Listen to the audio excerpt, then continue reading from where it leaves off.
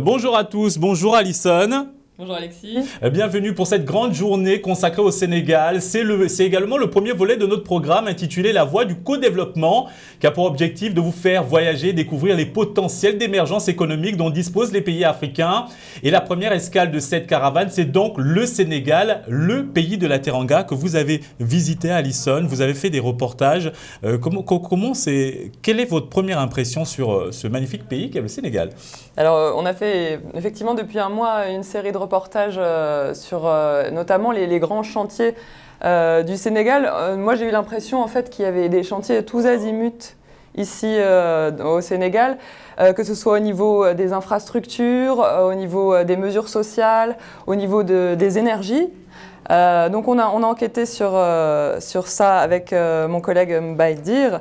Je peux vous dire qu'on a travaillé d'arrache-pied pour mettre sur pied ces reportages. Hier encore, c'était l'effervescence ici dans nos bureaux, même jusqu'à minuit. Même mon collègue a même passé une nuit blanche. Voilà, pour vous présenter cette série de reportages. D'abord, donc une série de reportages consacrés au plan Sénégal émergent, ce vaste plan qui a été mis en place en 2012 par le gouvernement de Macky Sall et qui vise l'émergence économique du pays à l'horizon 2035. Ça y est, le nouvel aéroport international Blaise Diagne est officiellement ouvert par le président sénégalais Macky Sall.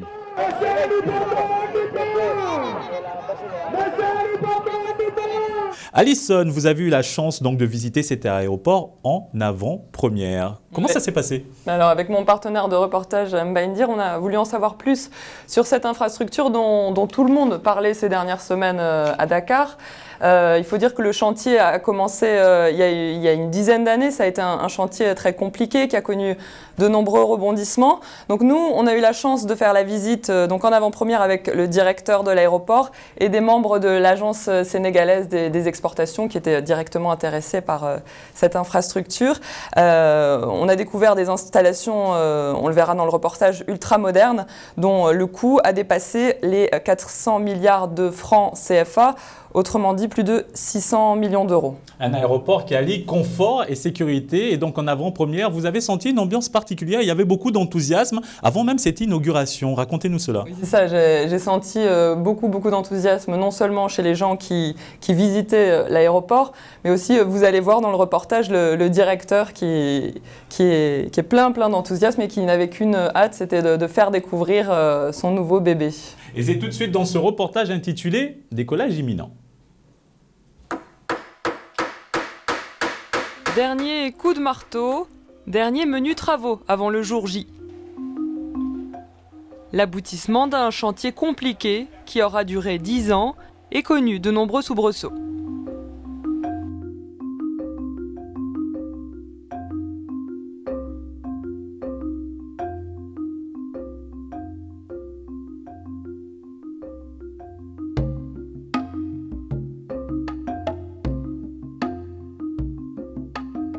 Mais désormais, l'heure est à la joie.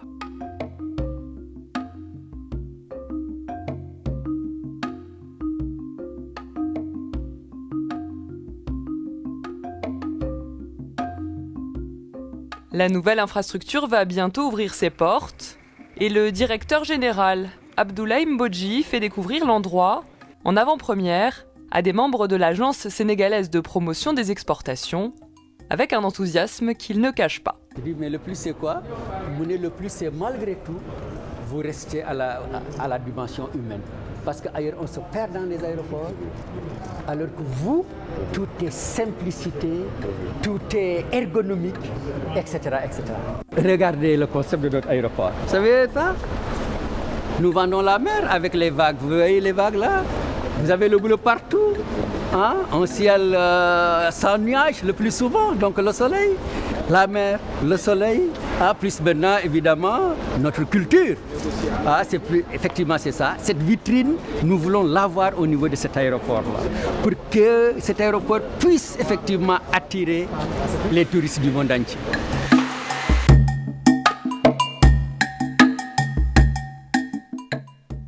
Un aéroport est toujours la vitrine d'un pays puisque c'est le point d'entrée des passagers, le premier contact avec le pays, la première impression. Il est donc évident que c'est un atout précieux pour le développement du tourisme.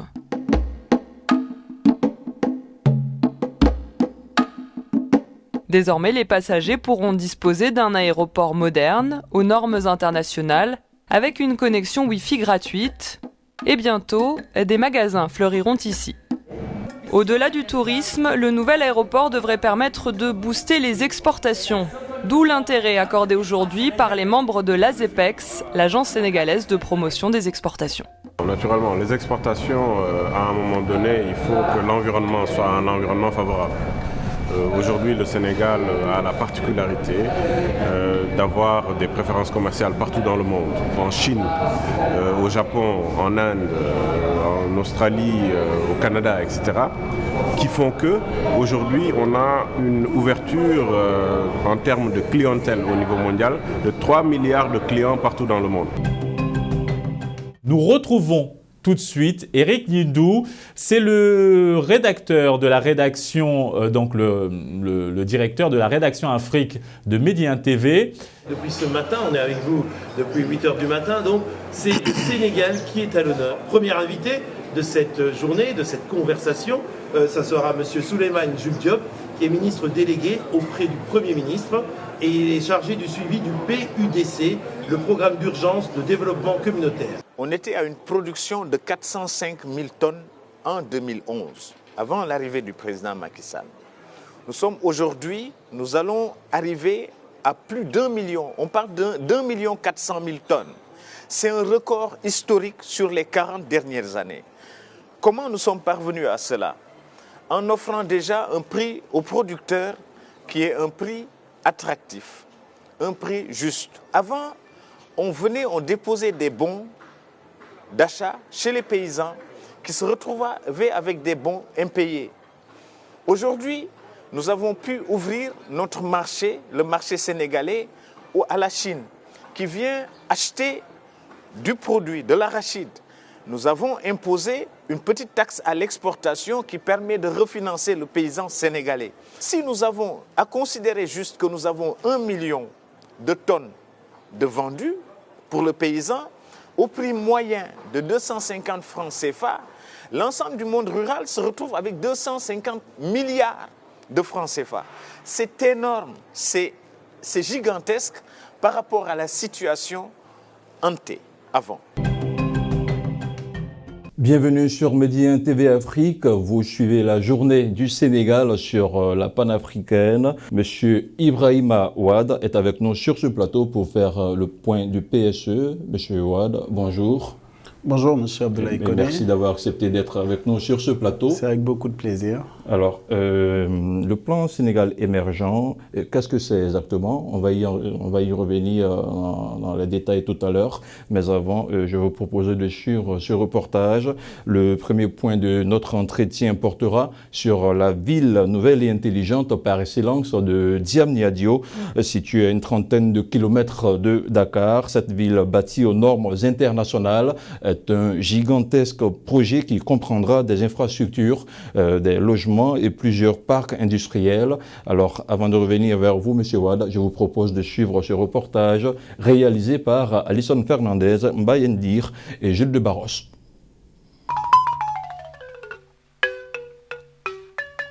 Difficile à imaginer il y a quelques années, alors qu'ici, il n'y avait que des terrains en friche et des champs par endroits. Aujourd'hui, c'est l'une des villes les plus modernes de la région qui s'apprête à sortir de terre, si ce n'est la ville moderne par excellence. Son nom, Diamniadio. Elle est au cœur d'un projet pharaonique lancé en mai 2014 par le président Macky Sall. On le voit ici poser la première pierre de ce grand projet urbanistique. Diamniadio est l'un des chantiers phares du plan Sénégal émergent, le PSE. La ville est située à une trentaine de kilomètres de Dakar, au carrefour du triangle Dakar-Mbour-Thiès. Elle est la porte d'entrée et de sortie de la capitale et s'étend sur près de 2000 hectares. Diamniadio n'était encore qu'un gros village il y a 7 ou 8 ans. Derrière l'idée d'en faire une ville du futur, la volonté de désengorger Dakar, qui regroupe 25% de la population nationale sur une superficie de moins de 0,3% du territoire. Nous le savons, mes chers compatriotes, de par sa configuration géographique et de la spéculation foncière effrénée, Dakar et ses environs immédiats étouffent. Diamniadio, future terre promise qui ambitionne de corriger ce déséquilibre. Les autorités suivent donc de très près ce chantier. Nous avons profité de la visite du ministre en charge du suivi du PSE auprès du président de la République pour savoir ce qu'était au juste cette ville du futur qui projette d'être d'ici quelques années l'une des villes africaines les plus attractives de la sous-région. Nous qui sommes au quotidien dans le suivi des projets phares du plan Sénégal émergent, avec le recul de ce reportage, ça nous donne encore une autre vue. Et je voudrais vraiment dire tout le plaisir qu'on a eu à le suivre. Alors, Diamniadio, d'ailleurs, comme le reportage l'a dit, Diamniadio est l'épicentre de ce que l'on peut considérer le grand triangle du Dakar, qui va de Dakar, qui va à Thiès à 70 km de Dakar et à Mbour sur la côte ouest, côte sud. Donc, pour montrer aujourd'hui que c'est tout un changement de paradigme que le président de la République a voulu. C'est-à-dire comment infléchir la tendance, passer de cet engorgement de Dakar vers l'ouverture du pays. Direction le chantier de l'université Amadou Mokhtar Mbow. Ici, les travaux ont connu quelques retards. La livraison était prévue en octobre dernier, mais elle a été reportée au mois de décembre 2018. Aujourd'hui, les grosses œuvres de 2 grands amphithéâtres, un UFR, 2 annexes du rectorat et un bâtiment central sont quasiment terminés. Il y a une UFR des sciences agricoles et de l'alimentation. Il y a une école supérieure des sciences halieutiques pour développer tout ce qui est pisciculture et pêche et autres. Il y a une école supérieure des mines et de la géologie. L'université a arrêté 46 filières de formation et validé toutes les maquettes de licence et de master. Elle proposera des formations alignées sur les besoins du pays et de la sous-région. La visite du ministre se poursuit au pas de charge. Il faut encore se rendre sur plusieurs sites. Il n'y a pas de temps pour répondre aux journalistes. C'est prévu à la réunion. C'est prévu à la réunion. À la réunion physique.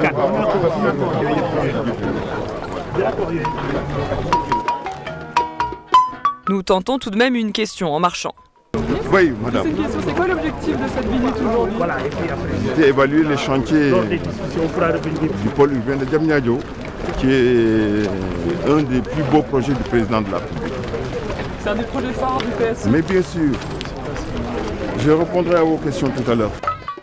Parc industriel, université, cité ministérielle, ce n'est pas fini. Diamniadio ambitionne également de devenir un hub hospitalier de dimension mondiale.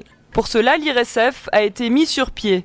Autrement dit, l'Institut de recherche en santé, de surveillance épidémiologique et de formation, dont une partie des locaux a déjà commencé à être exploitée en juin dernier. Actuellement, en fait, l'Institut, vraiment, ça sert aux Africains, aux scientifiques africains. Parce que c'est quelque chose qui manquait réellement. Donc, on s'est dit que très souvent, il y avait ce qu'on appelait la fuite des cerveaux. Les gens quittaient ici pour aller là-bas pour mener leurs études. Maintenant, ils ont la possibilité de mener les études ici sur place, de faire des publications et de mener des recherches avec une technologie de pointe et un cadre également qui est très accueillant. Juste un mot pour donner une perception globale sur tout cela. Pour montrer que vraiment le plan Sénégal émergent, ce n'est pas de l'illusion, c'est de la réalité concrète, c'est des choses faisables. Diamniadio est le premier pôle, mais on aurait pu parler en long et en large de ce qui se fait à l'intérieur du pays. Des autres pôles qui sont en train de se développer dans le nord, dans le sud, dans le centre du pays. Nous allons nous intéresser aux mesures sociales du plan Sénégal émergent avec Papa Cheikh Diouf qui est avec nous sur ce plateau. Bienvenue. Merci Alexis, c'est un plaisir de partager ce plateau avec vous. Dakar, la capitale sénégalaise, est une ville très animée. Avec ses rues toujours bondées, la presqu'île en pleine croissance démographique affiche une population très dense, estimée à près de 4 millions d'habitants.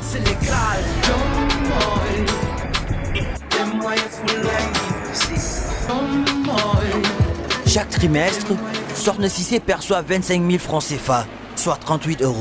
Une somme qui représente la bourse de sécurité familiale, l'une des mesures phares du plan Sénégal émergent. Il s'agit alors pour le gouvernement d'offrir à 250 000 familles vulnérables des bourses de 100 000 francs CFA par an pour renforcer leurs moyens d'existence. Cette bourse nous est d'une grande importance. Désormais, c'est avec la somme perçue que je m'occupe de la scolarité de mes enfants. Et parfois, même si la somme n'est pas aussi importante, je participe parfois à la dépense quotidienne.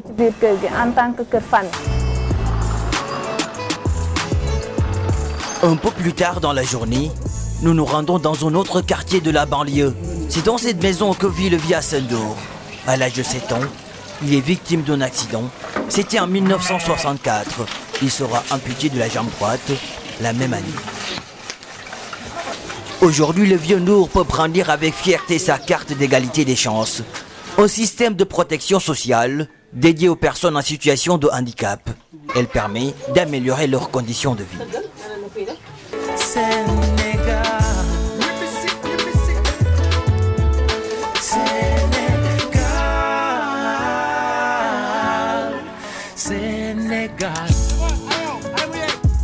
À travers ce reportage, nous, on a essayé de répondre, ou bien de répondre à cette question, celle de savoir quelles mesures sociales pour les Sénégalais à travers le plan Sénégal émergent qui vise l'émergence du pays à l'horizon 2035. Durant ce reportage, j'ai eu l'occasion de rencontrer une dame au marché Ndiarème. Le marché Ndiarème, c'est un marché qui se trouve à Guédiawaye. Elle me dit, mon fils, vous savez, tout ça, c'est bien beau.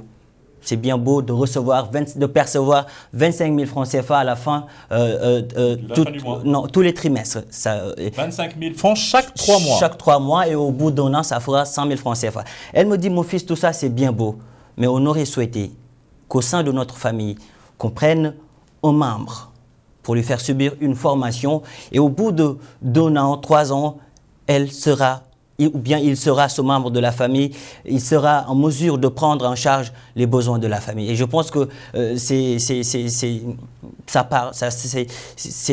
une proposition que je salue parce qu'une chose est d'offrir du poisson, une autre est de permettre à ces gens-là et d'apprendre à ces gens-là de pouvoir pêcher. Je pense que l'État a compris cela et donc à travers le plan Sénégal émergent, il vise de plus en plus à faciliter, à faire de sorte que ces populations puissent vraiment améliorer leurs conditions d'existence.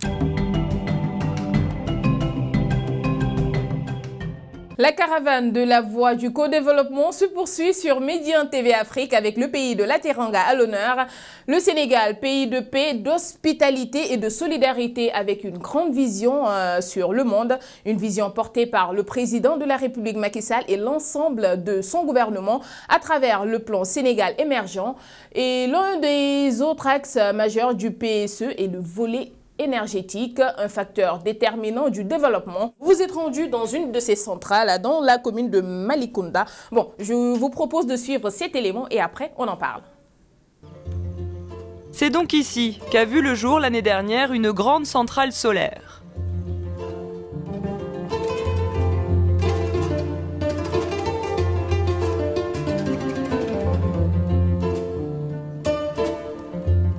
Amadou Lo, le chef d'exploitation, a été l'un des premiers à travailler sur le site. Il a connu l'endroit avant l'installation de la centrale.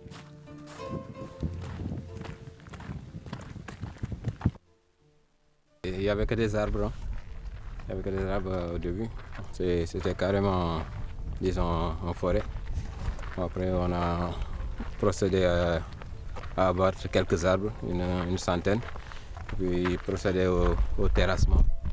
Et puis c'était ça au préalable, et puis avant l'installation, quoi. Et puis on a commencé à installer.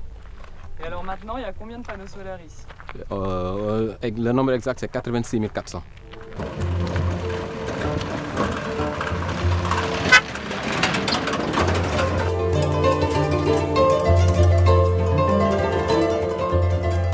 Le Sénégal est l'un des pays les plus ensoleillés du globe, avec plus de 3000 heures d'ensoleillement par an.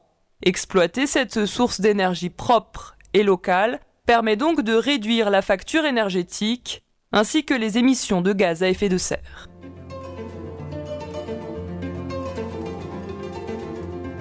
En un an, Amadou a appris l'italien.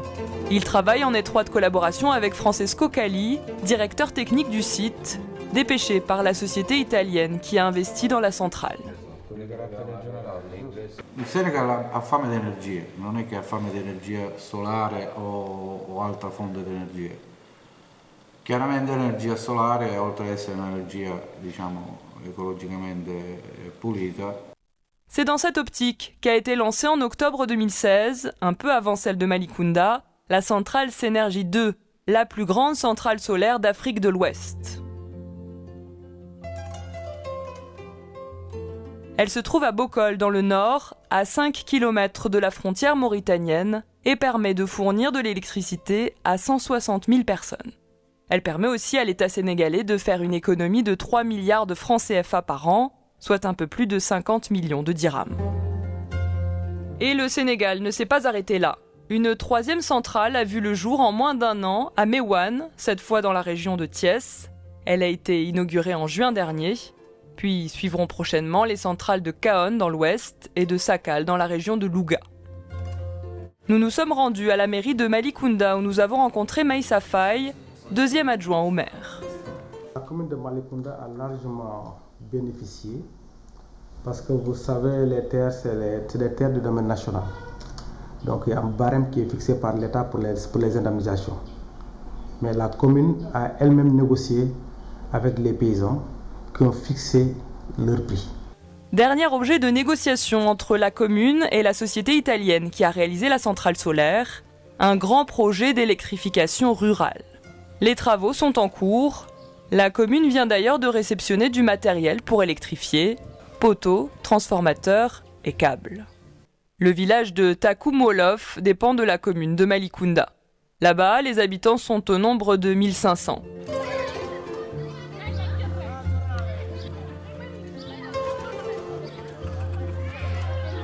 Les travaux d'électrification ont débuté, mais ils ne sont pas achevés.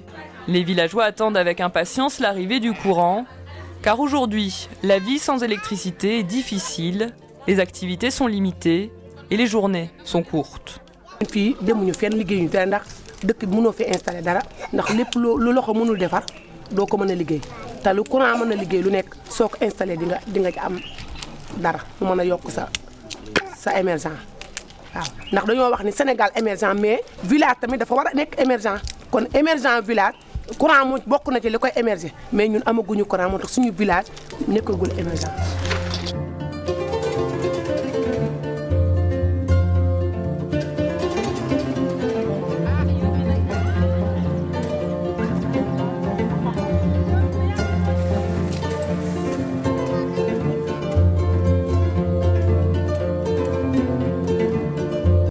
Voilà Alison, de belles images signées Mbaye Ndir. Chapeau à Mbaye Ndir. Alors, c'est la première fois que tu te rends dans un village aussi reculé du Sénégal. Tes premières impressions? Oui, on est parti, on a pris une piste, on s'est enfoncé pour arriver dans ce village. D'abord, c'est très beau. Hein. Et puis les gens ont voulu venir nous parler notamment de la hâte qu'ils avaient à voir arriver le courant. Puisqu'on peut les comprendre, on ne se rend pas forcément compte, nous qui avons des fois l'électricité, mais sans courant, on ne peut pas avoir de frigo, on ne peut pas garder d'aliments frais, les enfants ne peuvent pas étudier le soir et on ne peut même pas charger un téléphone portable. Certains m'expliquaient qu'ils étaient obligés de faire plusieurs kilomètres pour charger un téléphone portable et donc ils espèrent avec le courant pouvoir avoir des activités génératrices de revenus comme on le voit dans le reportage avec le témoignage. Aujourd'hui, nous irons à la découverte de cette collaboration qui existe entre le Maroc et le Sénégal, notamment dans le domaine sanitaire. Vous savez que le Sénégal et le Maroc entretiennent des relations dans différents secteurs, notamment dans le domaine de la santé. Récemment, on a assisté à l'ouverture d'une unité de dépistage du cancer et du col de l'utérus, financée par la Fondation Lala Salman en collaboration avec la Fondation Servir le Sénégal. Il y a d'autres exemples et nous allons tout découvrir à travers ce reportage que je vous prie de suivre. Le Sénégal et le Maroc entretiennent des relations dans différents secteurs. Des relations qui sont encore visibles dans le domaine sanitaire. Plusieurs coopérations en témoignent. La dernière en date, l'inauguration d'une unité de dépistage de traitement du cancer du sein et du col de l'utérus, financée par la Fondation Lala Salma Prévention et Traitement des cancers, en collaboration avec la Fondation Servir le Sénégal, de la Première Dame. Voyage au cœur d'un système sanitaire marqué par la coopération entre les deux pays.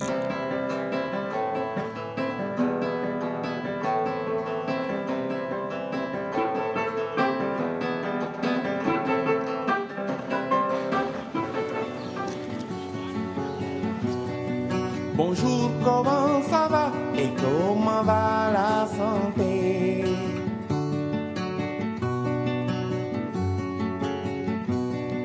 Bonjour, comment ça va et comment va la santé?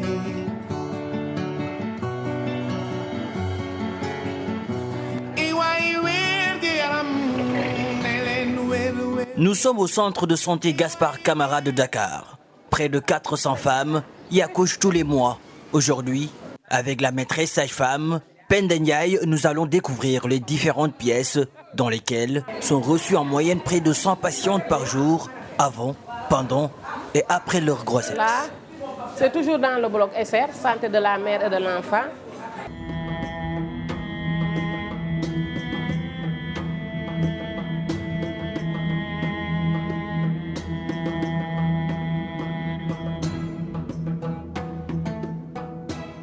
D'autres exemples témoignent des liens existants entre le Sénégal et le Maroc, notamment dans le domaine de la formation en radiothérapie.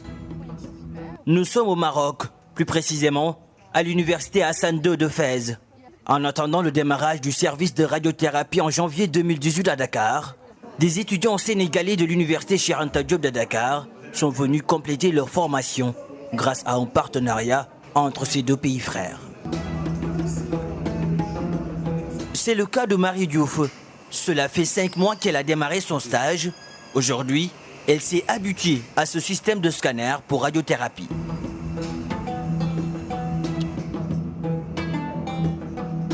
Après avoir défini le positionnement de sa patiente, elle peut à travers cette machine délimiter les zones à traiter et celles à protéger. Ici, c'est le scanner diagnostique. C'est là où on fait les contrôles et là où on prévit, on fait contrôle des cancers et autres, ceux qui sont déjà diagnostiqués ailleurs. Aujourd'hui, ces stagiaires sont plus que jamais prêts à exercer au Sénégal, notamment avec le service de radiothérapie dont le démarrage est prévu en janvier 2018. Ce stage, des mois de partage, d'échange, des moments qui auront à travers ce partenariat permis de montrer les liens solidaires existants entre le Sénégal et le Maroc. Et maintenant, nous allons nous intéresser avec notre reporter Awa Diop, ici présent sur notre plateau aux confréries. Bonjour Awa Diop. Bonjour Alexis et bonjour à tous les téléspectateurs de Médian TV Afrique. Ainsi, nous allons parler religion et croyance car il y a une très bonne cohabitation entre les communautés religieuses dans ce pays. À Touba, la confrérie mouride a été fondée par Cheikh Ahmadou Bamba au début du XXe siècle. Elle constitue une véritable entité administrative et sa gestion est autonome. Le chef actuel de la cité est Serigne Cheikh Sidi Mokhtar Mbacké, 7e khalife de Khadimoul Rassoul, la grande mosquée de Touba, l'une des plus grandes d'Afrique subsaharienne. La religion occupe donc une place de choix incarnée par quelques 95% de la population. Et les fortes relations séculaires entre le royaume du Maroc et le Sénégal trouvent leurs racines ancrées dans le patrimoine de la confrérie Tijaniya commun aux deux pays. Et nombreux sont les Tijanes sénégalais qui se rendent chaque année à Fès au Maroc. Ce lieu saint du tijanisme abrite d'ailleurs le mausolée de son fondateur, Cheikh Ahmed Tijani. Cet héritage religieux commun est en effet l'élément principal qui a rendu plus fluides les relations, tant diplomatiques qu'économiques et sociales entre Dakar et Rabat, avant même l'indépendance du Sénégal en 1960.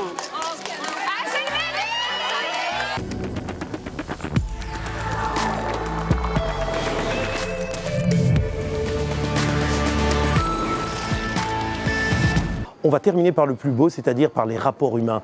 Parce que, quoi qu'on dise, ce qui forge des relations de fraternité et de convivialité entre les peuples africains, ce sont les rapports humains. Et on aura un très très beau reportage réalisé par Alison Fernandez et Mbaye Ndir sur la diaspora marocaine vivant au Sénégal.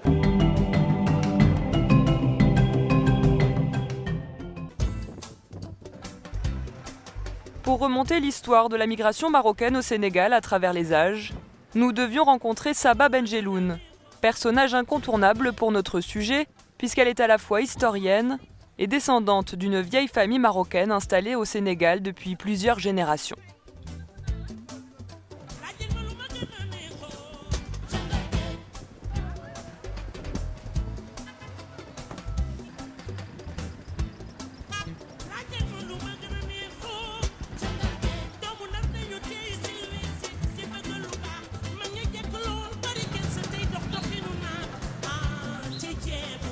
Dans cette rue appelée André le Bon, il y avait autrefois de nombreux commerces marocains. Saba la surnomme le petit bazar du Maroc. Cette maison d'ailleurs appartenait à une famille marocaine, la famille Hamoudi, qui tenait une quincaillerie au rez-de-chaussée et vivait à l'étage.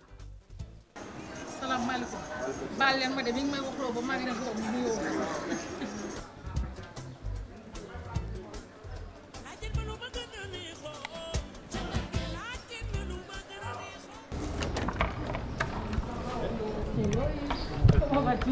Ça va? Oui, ça va bien et toi? Ça va. Il y a 13 ans, à la mort du père, les enfants décident de vendre la demeure à Yves Lamour, un Français résidant à Saint-Louis passionné d'histoire du patrimoine. Cette photographie de la maison date des années 80, à l'époque où les Hamoudi étaient encore présents dans la ville.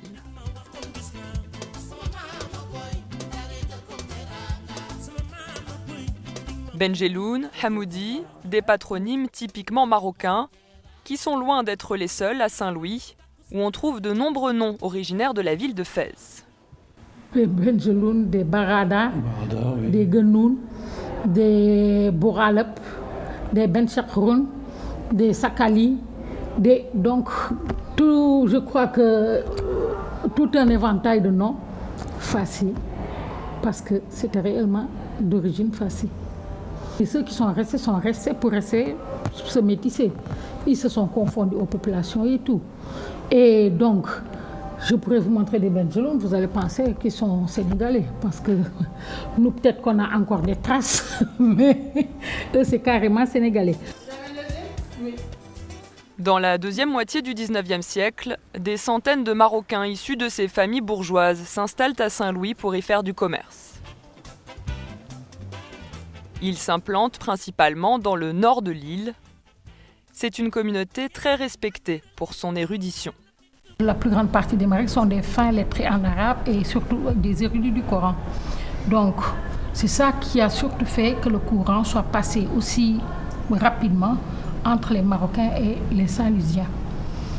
Et cela a amené énormément de relations parce que la plus grande partie de nos aïeux qui sont installés ici ont pris des épouses à Saint-Louis. Ce qui a amené le métissage des populations et une grande entente entre eux.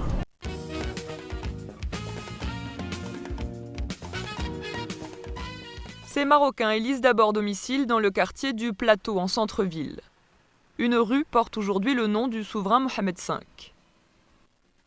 Des dizaines de commerçants continuent à y perpétrer la tradition de leurs ancêtres en vendant des habits traditionnels et des produits artisanaux marocains.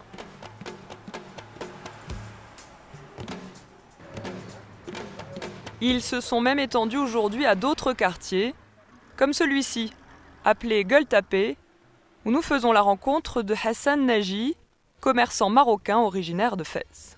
Hassan Naji est installé à Dakar depuis maintenant 17 ans. Il y tient ce commerce où il vend babouches, tagines, kaftans ou encore djellaba.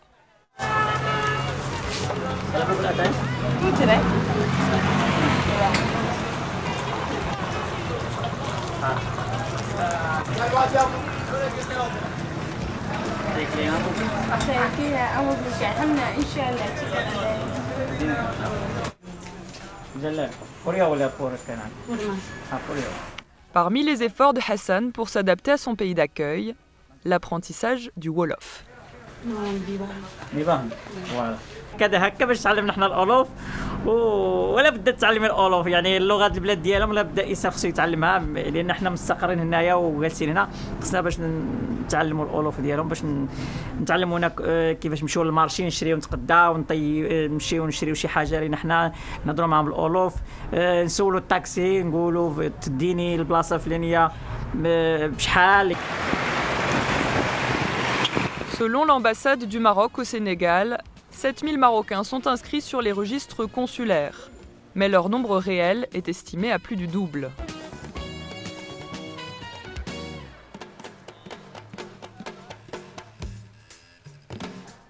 À l'université Cheikh Anta Diop de Dakar, on dénombre 1 millier d'étudiants marocains, principalement en faculté de médecine et de pharmacie.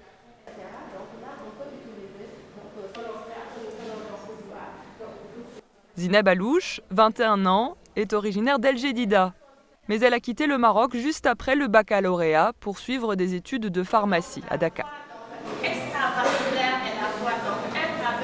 Au Maroc, c'est un peu compliqué parce qu'on passe par 2 ans à la fac de biologie. Après, tu dois passer un concours pour accéder à la faculté de pharmacie à Casa ou à Rabat.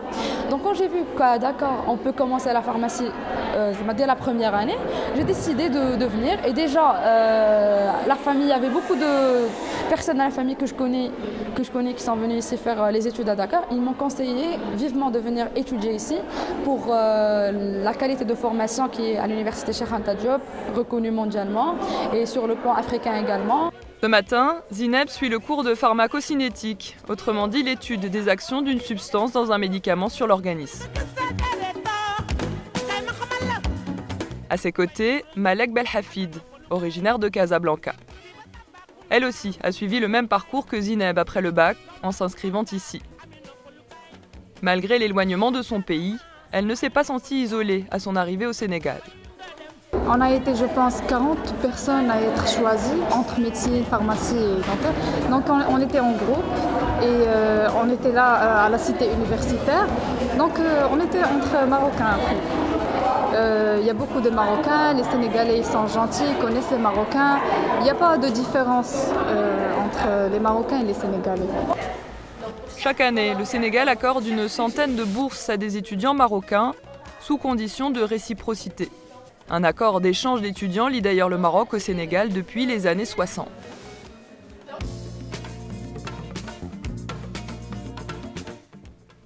De plus en plus, on voit s'installer au Sénégal une nouvelle catégorie de Marocains.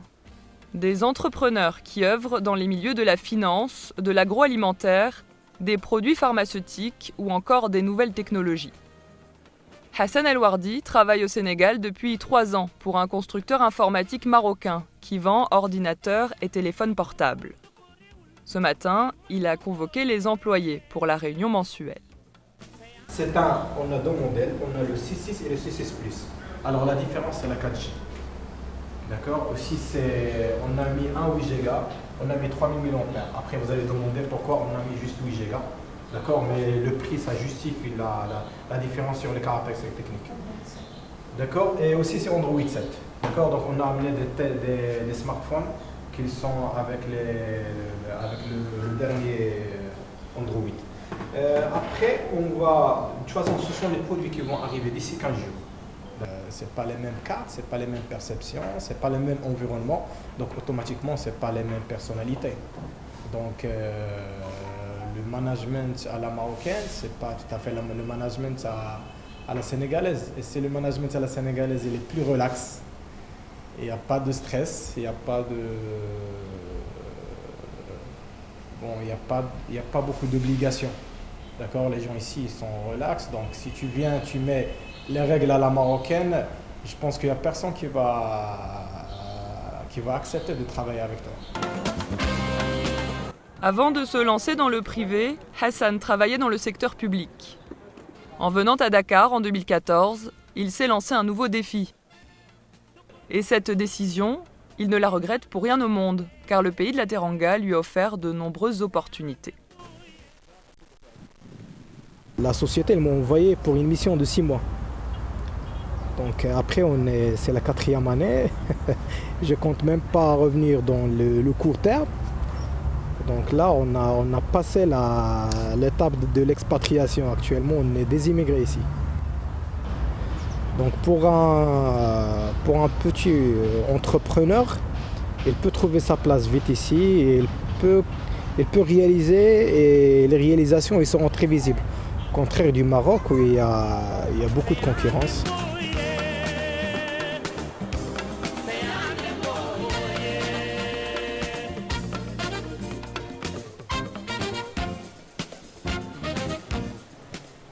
Sur sa pause déjeuner, Hassan a donné rendez-vous dans cet hôtel de luxe à l'un de ses clients, un homme d'affaires sénégalais. Pape Thiam est habitué à travailler avec des étrangers. Il y avait de l'embouteillage? Oui, il y avait de l'embouteillage, mais c'est bon. Ok, parfait. Alors, c'est bon, vous allez bien? Ça va, alhamdoulilah. Les affaires, ça va? Ça fait longtemps, hein? Oui, on est là. La plupart de mes partenaires sont des étrangers. Quelle nationalité? Marocaine, bien sûr, chinoise, européenne, asiatique, quand je parle d'asiatique, chinoise et coréen. Comme on a l'habitude de le dire, le Sénégal est un pays de teranga. Quand on parle de mon teranga, c'est le pays.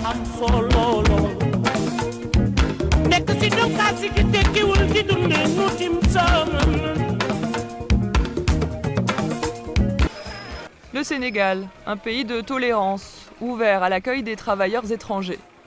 Nous retrouvons Zineb Alouche, notre étudiante en 5e année de pharmacie, qui dans le cadre de sa formation à la faculté, suit un stage de 3 mois dans cette pharmacie tenue par Yasmine Karam, une Libanaise née au Sénégal. Elle avait sorti. Ok, ça marche. Ça c'est une pardon. Il y a 2 frais. في عندك للتان ها؟ Tane. 12 kilos. Hier, j'ai croisé un Mauritanien dans la rue. Il était tout content, tout satisfait d'avoir une fille arabe. Il m'a dit, ah, c'est une Marocaine? Je lui ai dit, oui, oui. Il était content. Et après, j'ai eu indiqué, j'ai dit, ah, si jamais je pouvais avoir un salarié, enfin, pas un, comment on dit, un employé. Un employé. Et moi, personnellement, elle me tire d'affaire parce que quand la dame n'est pas là et qu'on accueille ce genre de clients, genre les étrangers, les Mauritaniens et autres, c'est elle qui échange le plus avec eux. Voilà. Oui. Parce que moi, peut-être je peux fournir, je peux dispenser l'ordonnance, mais quand il s'agit d'échanger, vous ne parlez pas la même langue, c'est un peu difficile. Donc, c'est un plaisir, c'est un avantage aussi de travailler avec elle.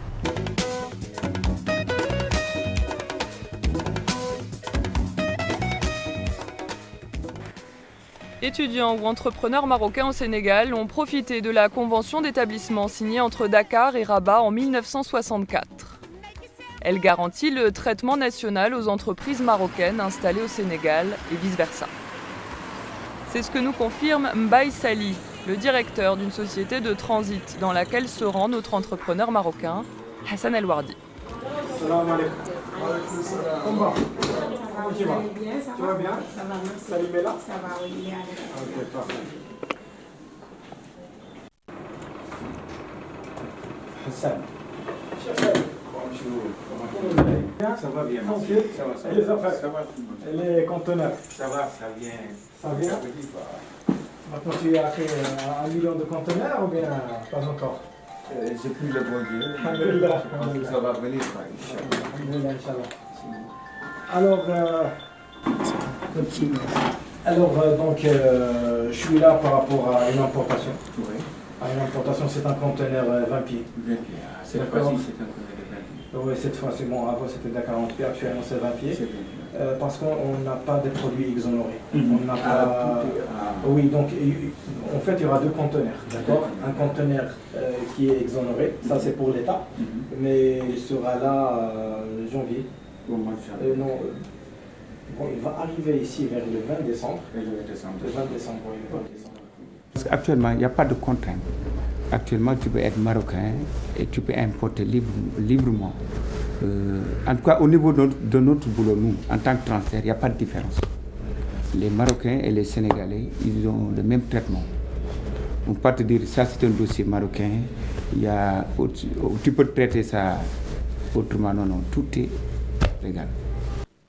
Selon Hassan, la politique actuelle du roi Mohamed VI encourage les entreprises à s'exporter, notamment en Afrique. Les visites qu'il fait le roi Mohamed VI à ces pays, déjà ça nous ouvre les portes avec des partenariats signés entre le Maroc et les autres pays. La grande mosquée de Dakar, un édifice qui symbolise les liens cultuels forts entre le Maroc et le Sénégal. Elle a été financée par la monarchie alawite et a été inaugurée en 1964 par le roi Hassan II. Nous retrouvons Hassan Naji, notre commerçant marocain, qui est par ailleurs imam. Il se rend aujourd'hui à la mosquée pour prier.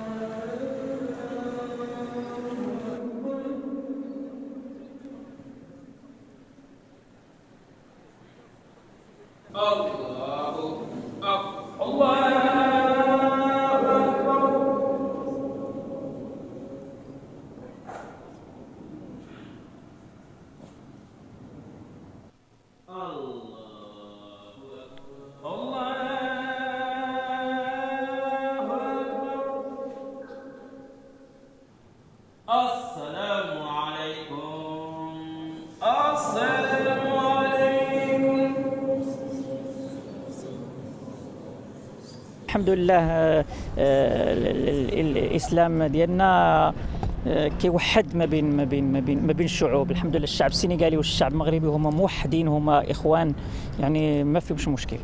والجميع كنمشيو لموسكي بحال دابا حنا اليوم صلينا في المسجد انصامبل، يعني صلينا جميع، تصافحنا السلام عليكم السلام عليكم اخوان، وحنا نمشيو لديورنا هما يمشيو لديورهم، ما كاينش مشكل، يعني هما يعني حنا شعب واحد.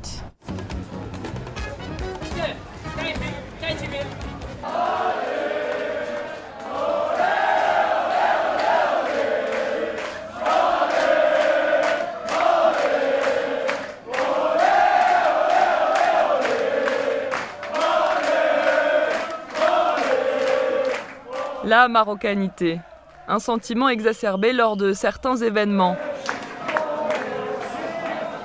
Comme ce soir, un soir de match décisif pour l'équipe de football marocaine.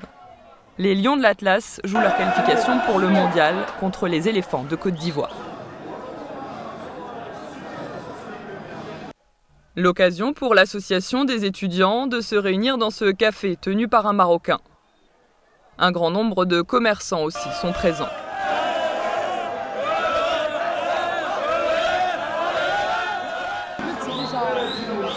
Tous regardent le match dans une ambiance bon enfant, malgré l'enjeu qui réside dans la rencontre.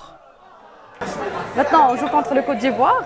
Il y a des Ivoiriens, des Ivoiriens ce soir avec nous.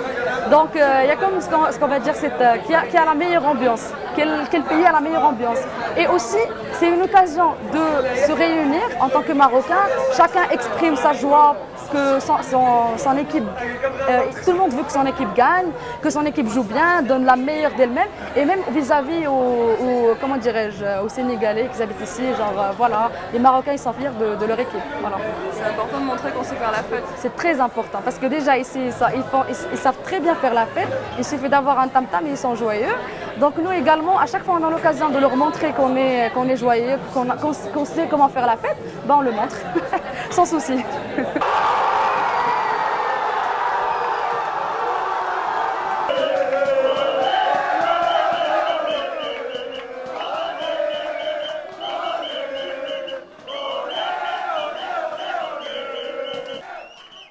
20 ans après sa dernière qualification, le Maroc obtient son ticket pour le Mondial 2018 de Moscou. La veille, ce sont les cousins des Lions de l'Atlas, les Lions de la Teranga, qui ont obtenu leur qualification pour le Mondial. Après eux, 16 ans d'absence. Décidément, le Maroc et le Sénégal, deux pays frères au destin lié. Alors ce soir sera une nuit de liesse pour tout le monde, qui ne se terminera pour certains qu'au petit matin.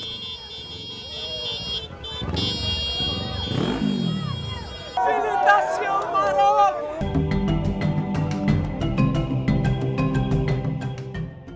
Un grand jour pour la chaîne de télévision internationale Médian TV Afrique. La Voix du co-développement est une série d'escales dans différents pays africains. En cette journée spéciale dédiée au Sénégal, toutes les équipes du bureau de Dakar se mobilisent. À la rédaction, pas de temps à perdre. On peaufine les détails.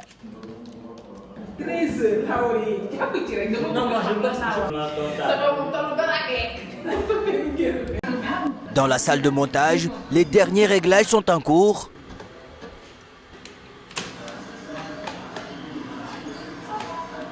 Alors c'est une journée fatigante et l'homme de la journée, c'est quand même Mbaye qui n'a pas dormi de la nuit en fait, qui a passé toute la nuit au bureau. Là il est 17h et donc il est là depuis hier matin 9h. À la régie, toute l'équipe technique est mobilisée pour la réussite de cette journée du Sénégal. 4, 3, 2, 1, à vous. Ça bouge parce que la télé c'est du mouvement. C'est un show qui dure 24 heures sur 24. À chaque fois, il faut se renouveler et à chaque fois, il faut relever les défis auxquels on fait face. Déjà, ça fait plaisir. Ça montre que toute l'équipe de Dakar est vraiment active et qu'elle se bat tous les jours au quotidien pour relayer la bonne information à toute la population. Une journée également vécue dans la capitale sénégalaise avec des plateaux installés au cœur de Dakar. Là également, les techniciens travaillent d'arrache-pied.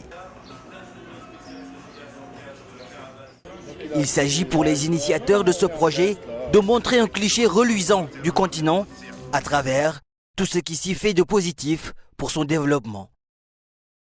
Une journée dont se réjouissent les autorités sénégalaises. Et il me semble tout à fait justifié et normal que vous commenciez par nous. Mais il s'agit aussi d'une chaîne qui a une vocation panafricaine, le Sénégal étant naturellement une porte d'entrée pour l'Afrique. La journée spéciale dédiée au Sénégal est le début d'une longue série d'une caravane dénommée La Voix du co-développement qui ne fait que commencer.